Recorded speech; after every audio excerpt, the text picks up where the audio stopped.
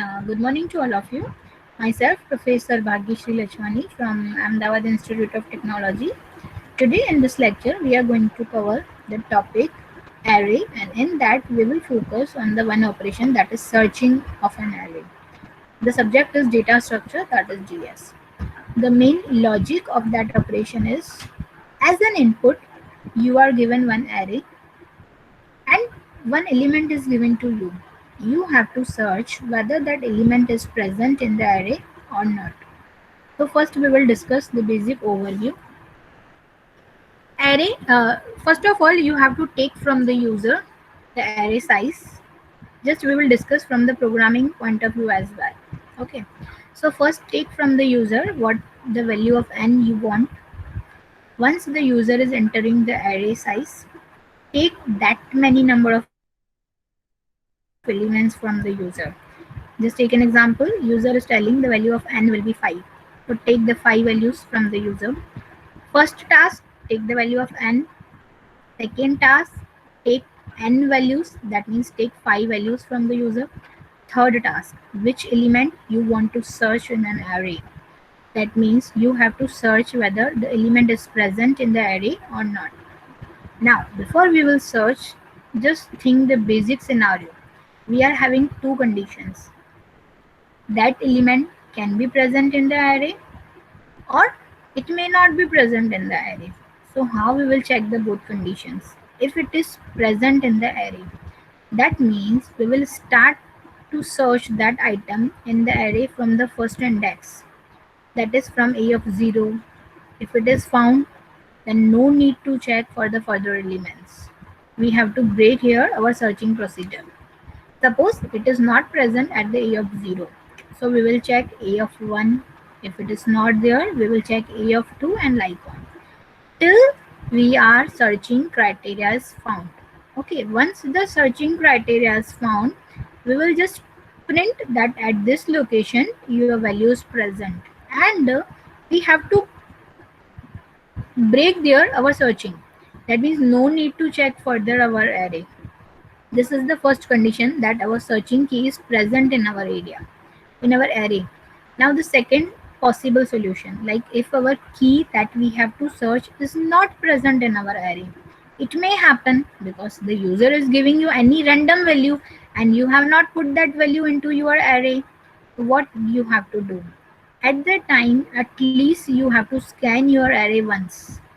That means you have to forward your loop once for the all elements. Your loop will start from the 0, it will go up to n. And if the value is not found, that means you have searched in the whole array and value is not found. So you have to just print a message to the user that value not found in the array. Okay. Now we will see with the programming, so it will be more clear to you.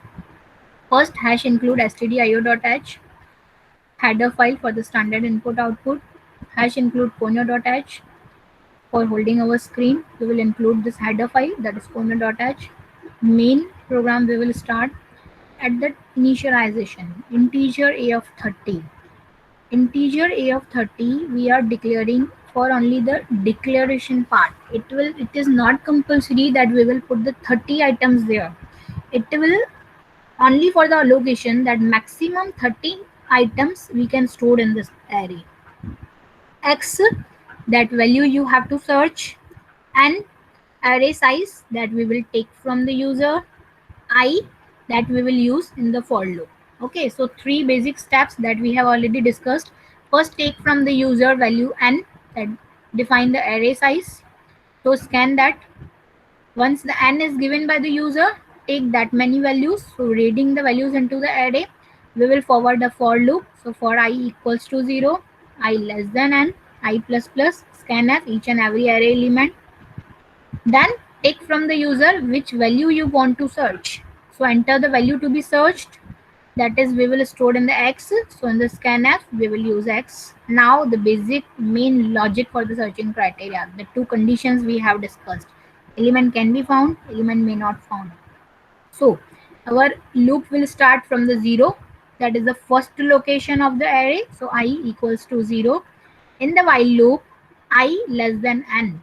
That means till we have not successfully check all the items in the array and till x is not found. That means either the value is not found or you have not gone through the whole array.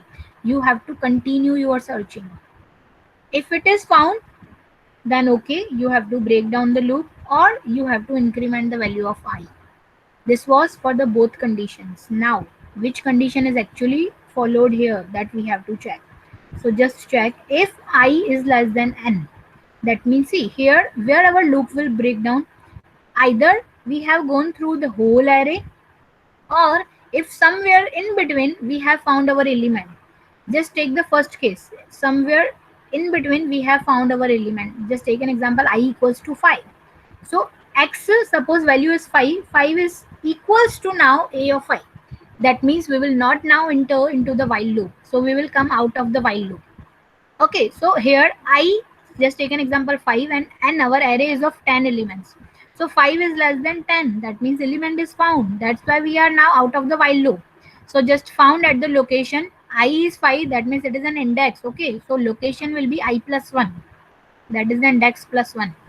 So if I is less than n, that means found at the location I plus 1. Or if our while is not interrupted in between, that means we have scanned the whole array but still the searching criteria is not found. So we have to move to the else part, not found. So element is not found that you were searching in the array. Get ch, program over. Okay, so this was the searching of any element from the array. Two conditions we are having. The element can be present in the array. Second, element may not present in the array. How we can recognize which condition is fulfilled? If in between our matching criteria is found. So we have to stop there. No need to check for the further elements, and we have to just print that value that here your element is found. Second condition, if you have gone through to the whole array but still that value is not found, so you have to just print not found your element in the array. So this was about searching any of the element from the array. Hope this is clear to you. Thank you for watching.